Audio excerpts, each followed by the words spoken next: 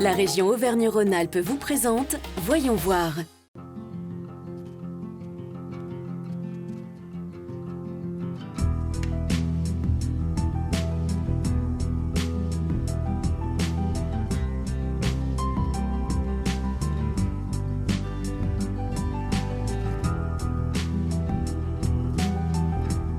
Bonjour et bienvenue dans ce nouveau numéro de Voyons voir consacré à la ruralité engagée. Et vous allez voir que nos petites communes regorgent d'initiatives sociales et solidaires. C'est le cas ici à Trévoux, avec une épicerie qui, en plus de proposer des prix réduits, est un véritable lieu de rencontre, de solidarité et d'échange. Lucille Monod, bonjour. Bonjour. Vous êtes conseillère en économie sociale et familiale Oui. et vous êtes responsable de la Commoderie, qui est une épicerie sociale et solidaire. Oui. Est-ce que vous pouvez nous expliquer déjà le fonctionnement de cette épicerie? Alors, qu'est-ce qu'une épicerie solidaire? C'est un lieu c'est un outil à destination des partenaires sociaux qui vise à aider des personnes en précarité pour financer un projet de vie. L'objectif, c'est quoi? C'est de leur proposer un magasin où ils vont faire des achats à très bas coût et du coup, ils vont diminuer leur poste de dépenses budgétaires courses, augmenter leur épargne, mettre des sous de côté tous les mois pour pouvoir financer ce projet.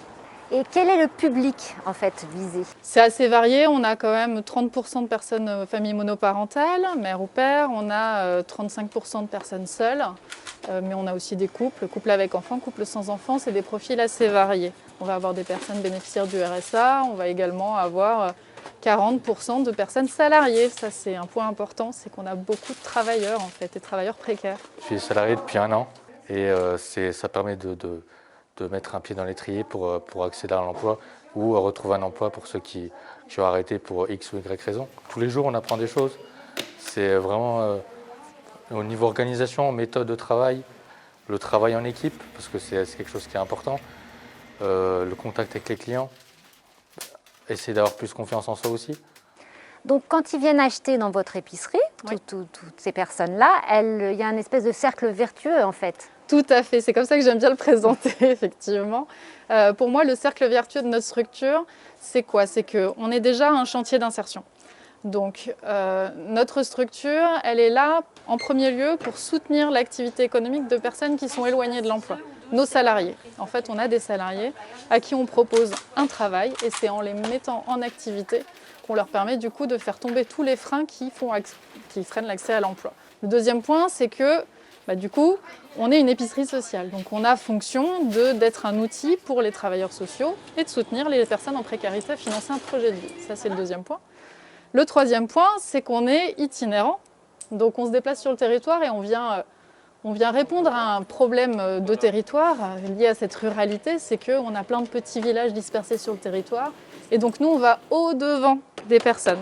Où est-ce que vous récupérez les denrées? Comment ça se passe concrètement? Alors concrètement, l'épicerie, elle va s'approvisionner auprès de grandes et moyennes surfaces, les GMS. Donc on a conventionné avec ses partenaires pour pouvoir aller chercher chaque jour les denrées qui sont vouées à partir à la poubelle. C'est des denrées qui vont se périmer le jour même ou le lendemain ou le surlendemain, donc elles sont encore bonnes à la consommation. Notre premier fournisseur, c'est la banque alimentaire. Ouais.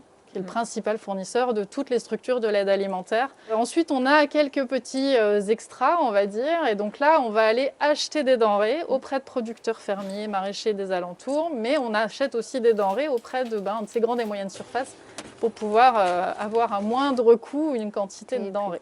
Et puis le dernier moyen aussi pour collecter de la nourriture, c'est la collecte. Et vous, personnellement, qu'est-ce que ça vous apporte, votre travail, votre mission?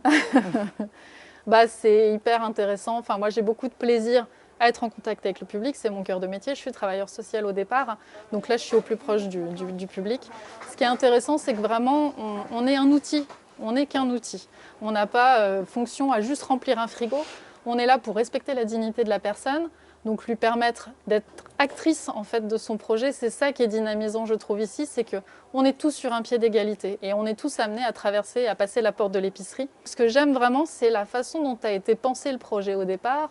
Donc c'est pas moi qui l'ai construit, mais du coup je trouve que là je porte un dispositif qui a vraiment pensé les choses du début jusqu'à la fin et qui a permis de boucler vraiment cette dynamique de solidarité. Merci de nous avoir fait découvrir cette magnifique initiative et puis on vous souhaite beaucoup de succès pour la suite. Merci, c'est gentil, avec plaisir. Direction maintenant la Haute-Savoie pour saluer l'initiative de Paniers d'ici, des paniers de producteurs livrés à domicile chez les personnes âgées. Tous les jeudis, à la boulangerie d'Aiglières, David Noireau confectionne pains et baguettes. Contrairement aux autres jours de la semaine, ces produits ne sont pas vendus en boutique. Ils sont destinés aux Paniers d'ici, un réseau qui met en relation producteurs locaux et habitants. C'est tout informatisé, donc on a Sylvain qui s'occupe de ça. Nous, on reçoit les commandes le mardi et tout est mis sur ordinateur. Nous, on sort sur l'imprimante et tous nos bons de commande sont faits. Une fois les baguettes confectionnées, David les charge en voiture. Direction ensuite Charvonex, où la quinzaine de producteurs et artisans qui participent au projet se retrouvent devant le gymnase.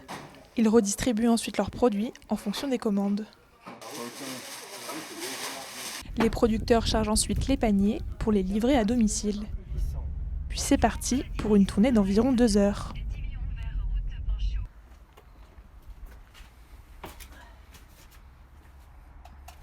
Habitant à Charvonex, ce père de famille a tout de suite été séduit par le concept. On a des produits de qualité, relativement moins chers qu'ailleurs, et directement du producteur, et c'est ça qui nous intéresse. Surtout la qualité et la fraîcheur, voilà. C'est surtout pour ça qu'on commande chez eux. Et livraison à domicile, bien sûr. Donc le côté pratique aussi. Et pendant que David termine sa tournée, Michael Richard poursuit la sienne. Cet éleveur de volailles et de moutons est à l'initiative du projet. Il est persuadé que ce nouveau réseau de producteurs peut rétablir la confiance avec les consommateurs. La personne, je peux la voir, je peux lui expliquer, oui, mais moi les poulets ils sortent tous les jours. En hiver, ils luttent contre le froid, en été ils luttent contre le chaud, donc je peux donner une explication. On n'uniformise pas le produit, on explique pourquoi il est comme ça. En fait, les gens ils se sont mis à la place des producteurs et les producteurs ils se sont mis à la place des consommateurs. Et en fait, on a créé un lien, il y a de l'humain dans tout ça. Et si l'on peut tirer un peu de positif du confinement, il aura permis aux Paniers d'ici de multiplier par 10 les commandes lors du premier confinement et par 2 lors du second. De quoi réjouir les producteurs. Nous voici à nouveau dans l'Ain, à Toisset. Le marché itinérant, qui a lieu une fois par semaine, s'installe au cœur de la commune dans les locaux de la MJC. Une façon de faire venir les habitants souvent isolés au sein d'un lieu de vie sociale. Fabrice Matteucci, bonjour. Bonjour. Donc nous sommes à l'Embarcadère, donc MJC, Centre social de Toisset, et vous accueillez une fois par semaine une épicerie solidaire, un marché solidaire. Il y avait un besoin, une demande?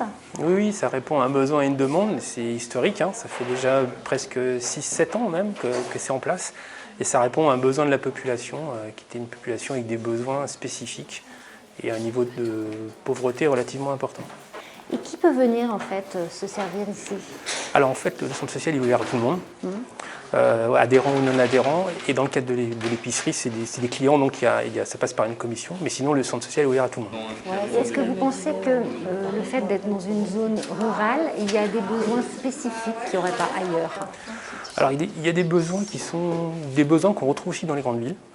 Parce qu'on a tendance à croire que dans la ruralité, il n'y a pas les mêmes besoins, pourtant il y a les mêmes besoins. Mais il y a quand même un besoin spécifique qui est celui lié en fait à la mobilité, qui est vraiment un besoin important. Et puis aussi un isolement qui est réel. Et donc qu'est-ce que vous leur proposez du coup à ces personnes Alors ce qu'on leur propose, nous, c'est des temps collectifs. Déjà à partir d'activités en fait qui les concernent. Donc ça peut être de la marche, ça peut être des ateliers jeux, tricot, couture. C'est également en fait des ateliers autour de l'accès numérique, et notamment des ateliers qui sont financés par la CARSAT par rapport aux personnes qui sont vieillissantes, puisque c'est une véritable problématique. Et est-ce que les gens ici, dans les communes autour, sont des gens très engagés? Oui, alors ils sont engagés, oui, on ne peut pas dire qu'ils ne le sont pas. Ils le sont, on aimerait qu'ils le soient toujours un peu plus, mais ils le sont. Et on a quand même des bénévoles qui viennent. Ce qui m'a amené à connaître l'épicerie solidaire à la base, c'est mon activité de bénévole à la MJC ici. Les gens qui viennent, quand ils sont de Toisset, bien souvent, je les connais déjà un peu de Toisset de Saint-Didier.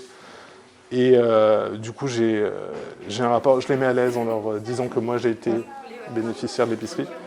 Parce qu'ils ont toujours une petite appréhension en venant et en me voyant, ils se disent tiens, il est là, il va me juger, alors que je ne suis pas là pour juger, je suis là pour tenter d'amener un coup de main à une démarche qui me plaît, quoi.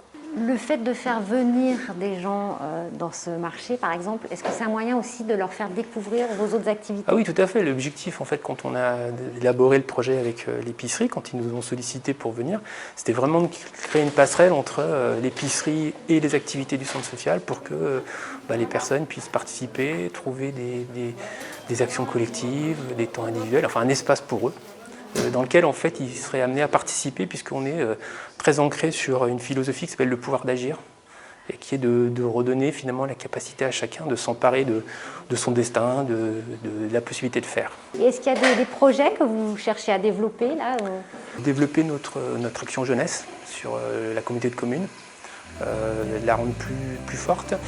C'est également en fait développer tout ce qui est l'accompagnement à la scolarité, puisque pour l'instant on n'en fait pas. Et puis de continuer à aller vers l'extérieur. Donc on est dans un objectif de déstructurer un petit peu le centre social pour qu'il ait une réalité aussi qui ne soit pas liée qu'à un bâtiment. Eh bien, merci beaucoup de nous avoir accueillis et de nous avoir ouvert les portes de votre centre. Merci beaucoup d'être venu. Répondre aux besoins des habitants, participer au développement économique local, favoriser la participation citoyenne sont les principaux atouts de l'économie sociale et solidaire pour les territoires ruraux. Des territoires qui tendent ainsi à se dynamiser davantage.